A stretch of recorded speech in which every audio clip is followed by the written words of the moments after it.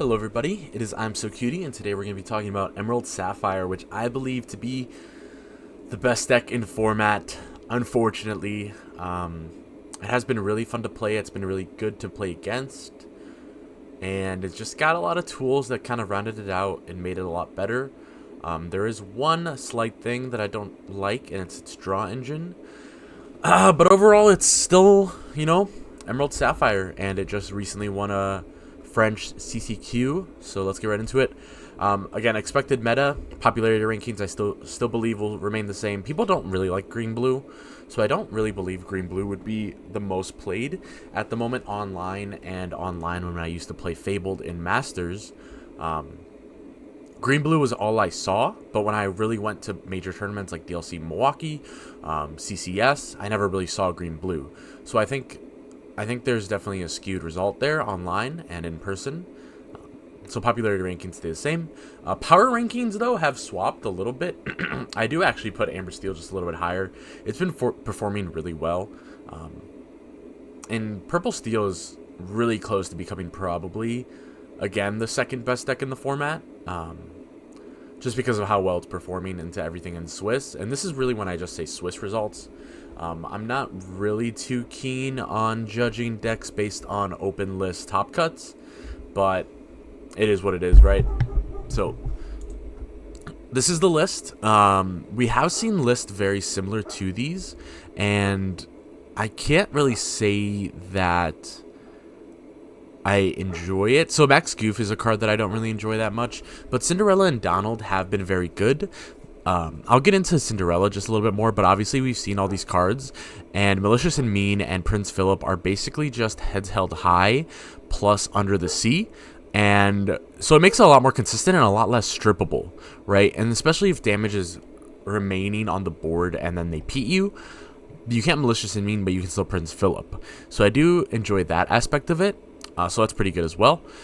But again, I think Blue Cow has access to probably the only board wipes in the game, and it has access to 3 of them, right? If anything, you could literally just double Malicious and Mean. That's basically a Grab Your Sword. That's really good, too. So you could do that. Like, there's still applicability there. On top of that, you also have Prince Phillip to exist on its own, kind of, and then it also has a board wipe like that. So that's theoretically 2. I still like to slot Under the Sea just because it is applicable, and in the off chance that you can't really have damage, then the one Under the Sea is kind of nice, especially with so many search cards. Spooky Sight is another card that you can afford really well because you have Tipo, Cinderella, and sometimes people play Bobby. And you also have Clarabelle for health. So there's a lot of things that this deck can afford that other decks cannot, and it can curve higher and faster than other decks, and other decks cannot do that. So it's been super good, and again, Clarabelle with purple being so good, Junior Woodchuck, Yzma, Dumbo, all these cards that still draw so many cards in a turn. Clarabelle has been very, very good. Another thing about Emerald Sapphire is hand manipulation. If Prince John was still a thing, discard would still be a thing. The thing is, discard cannot replace the cards that it uses to discard, so it makes it really bad in terms of like a long drawn-out game, right? But the thing, I just dropped my Riftbound deck. The thing with Bend to My Will being at 1 or 2 is that it's likely post-turn that you've accumulated a lot of cards, and it's a 1-card cost to discard an entire player's hand. Resource manipulation like that is just really broken. It's why discard is probably my favorite deck in the game when it existed. If discard was still in, I would definitely still be playing Emerald Amethyst discard no matter what. But yeah, Bend to My Will is just a very good card in this meta, and it will always really be a good card in the game as long as you can afford it, right?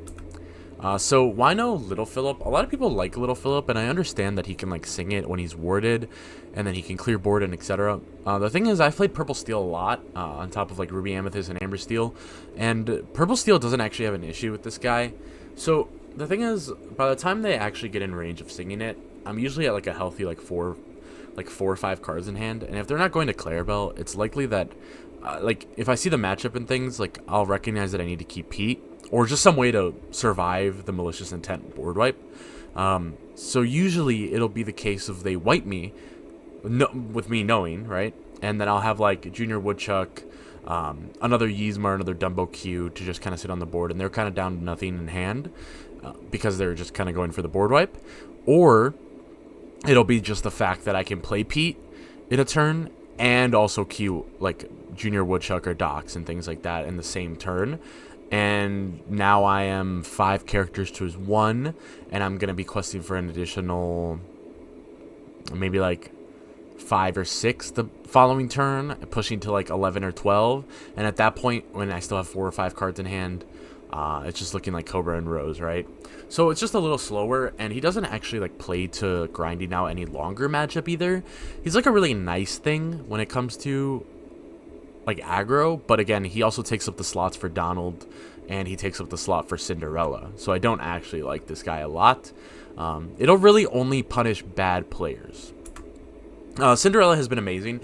So the thing about Cinderella is you're really only playing her for the second half of her effect. You're not playing her for the princess effect. The thing is how far I'll go was rotated out. This is just how far I'll go from your hand. So no, overall, it's just how far I'll go. It's how far I'll go on a body, and that's all you want. You're a 4-drop body that can sing your welcome or malicious, and you ink to 6 every time on curve, and it's healthy. It's just healthy. That's all you're trying to do with her. So the princess tag is okay. It's not really applicable anymore. Even in like blue steel, you're not really trying to proc her like a lot. She's really just like a really healthy cycle card. A lot of the times you'll just let the effect dwindle out and bubble out. But yeah, she's been amazing. I mean, this would just be how far I'll go, right? Just think of her as a one-time effect kind of thing, and now you have a body to sing things for you. And in Green Blue Cow, it is really good. So she's been really good, and honestly, very little justification. I don't think she should be $60. I really don't. The only thing is that we don't have another card at the 4-drop slot that inks you besides Kristoff, but that also takes 1 full turn to activate. If there was a card like How Far I'll Go in the meta, Cinderella would not be $60. She would be like $30 probably.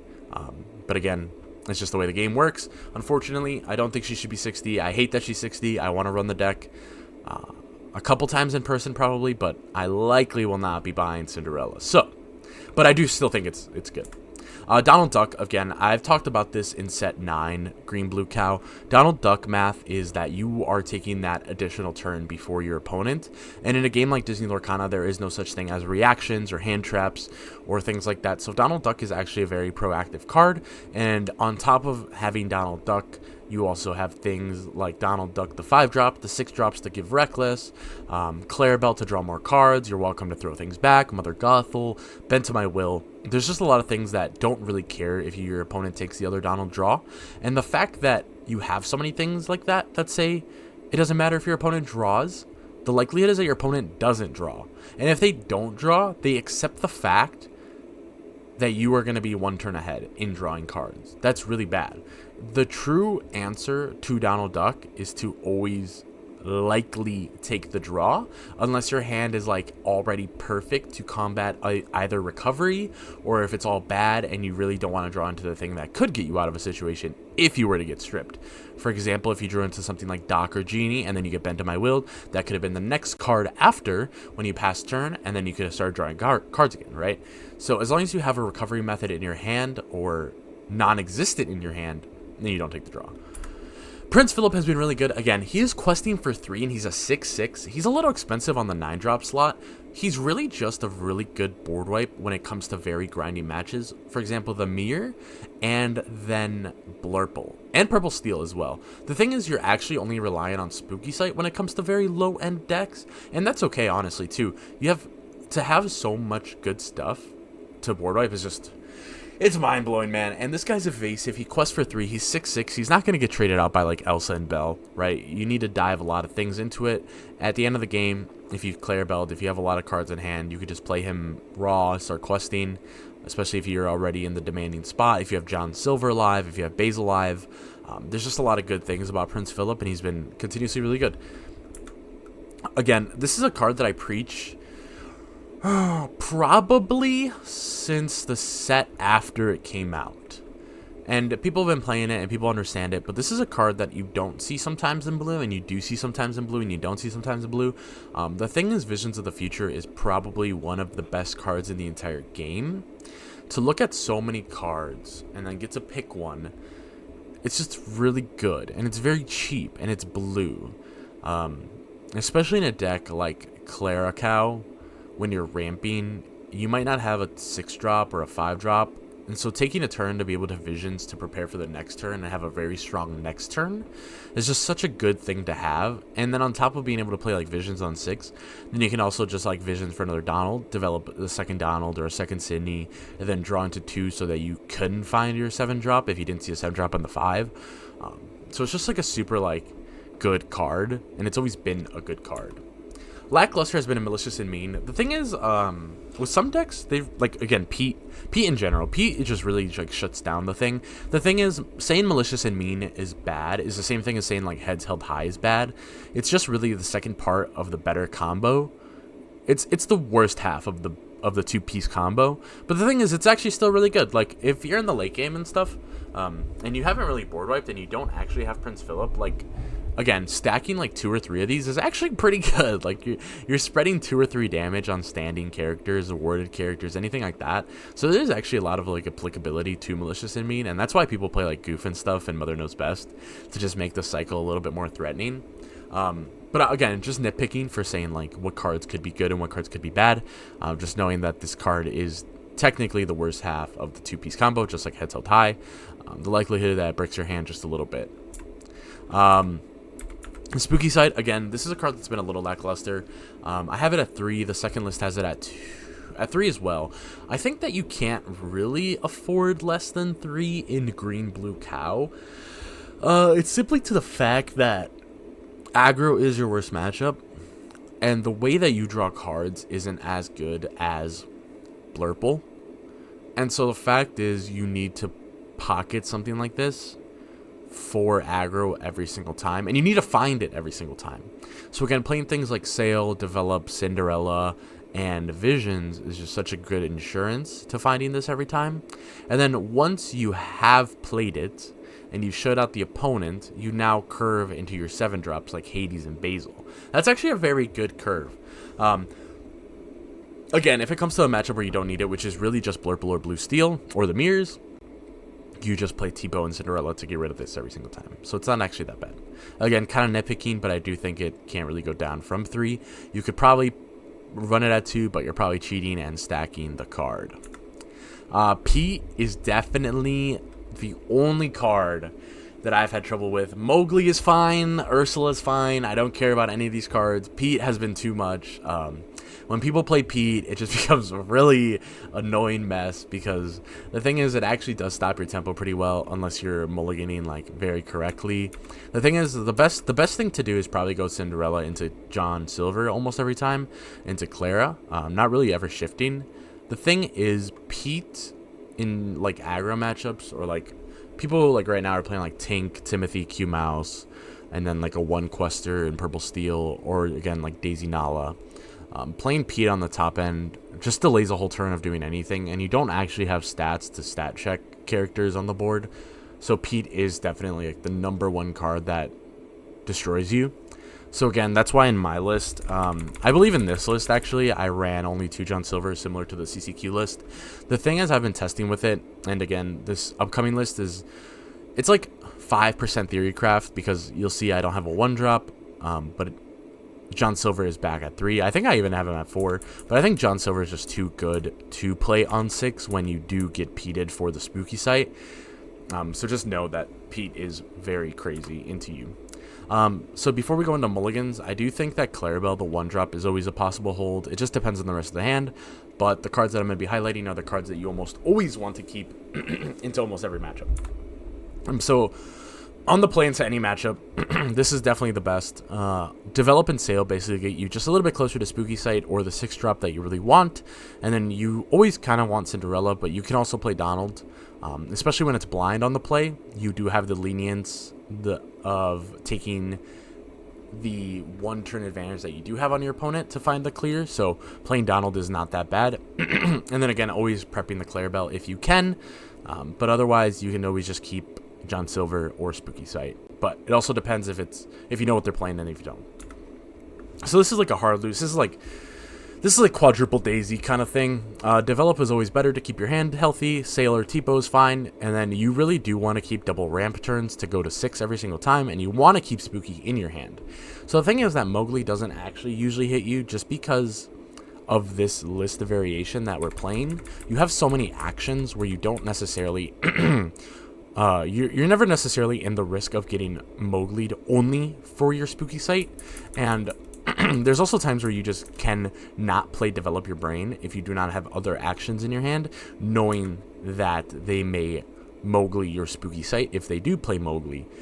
Besides these cards, I would probably just slot in a John Silver. It's the only thing that can really crawl you back when you're on the draw to a hard aggro list. But again, this is very self-explanatory. I feel like a lot of people agree on this mulligan. I don't watch any green-blue YouTubers. The only green-blue YouTuber that I know of that got popular for like a day was Fungus. So I don't know if he's made lists on this deck yet, but he's probably the one to ask if you're looking for like hardcore mulligans. But those are my notes.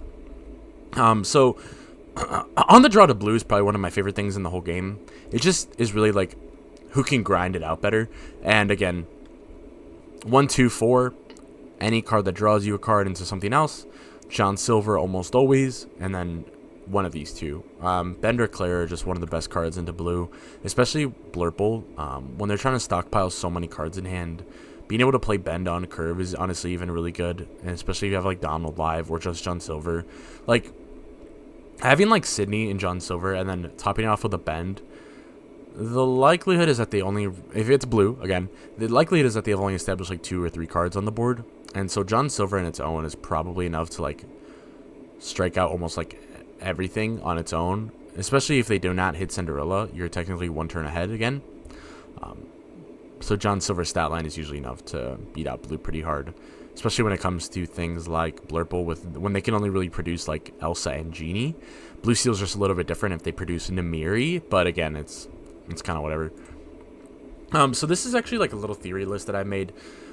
It's basically the exact same. The thing is I don't play the 1-drop. So something that I learned when I was playing this deck a lot is that I never really opted into the Shift Clarabelle. And it was very hard to always make my hand the Shift Clarabelle the way that I play. And so I made it more of like the idea that on 7 it's Clarabelle. So like on 7 it was B-Prep. On 7 it's the Checkmate. So I made it more like that. And it's definitely more high end, but it's been a lot more consistent. Like the little Clarabelle is good and you can shift and whatever, and you can't really play the other Clarabelle because it's competing with Cinderella. But for the little Clarabelle, I'd rather just play like other important slots. Like this is basically 6 John Silvers that can answer one thing on the board. This, if you have to go Donald into 7. Spooky could possibly go down for 1 more Hades, but again, this list seems very good. I've only tested this one on Inktable and in like 2 best of ones that I won into a mirror and into blue steel. I do think that this list is better, but Shift Clarabelle is still good. If you roll into Shift Clarabelle, obviously if you go double your welcome Shift Clarabelle, you're going to win every single game. But I don't like always being like, if I get my gimmick I win. I like things that are consistent straight through 4, 5, 6, 7. Then you just kind of resource manipulate and win. So I like this a little bit more. But again, this has been green-blue. I do actually think that it's probably one of the best decks in format. It's been, again, this is a deck that's existed. This is a deck that a lot of very good players play. Like people like Jeremy's and Fungus, again. Those are people that I know have played this deck. But this is my take on it. It has been very good. And I do think that in this meta at the moment, where it's a little bit either super low or super high, this deck will prevail in major tournaments probably for the first month and a half until somebody breaks something very, very spicy or mid-rangey that can just kind of do it all. But again, thank you guys very much. This has been super fun, and I will see you guys on Blue Cow.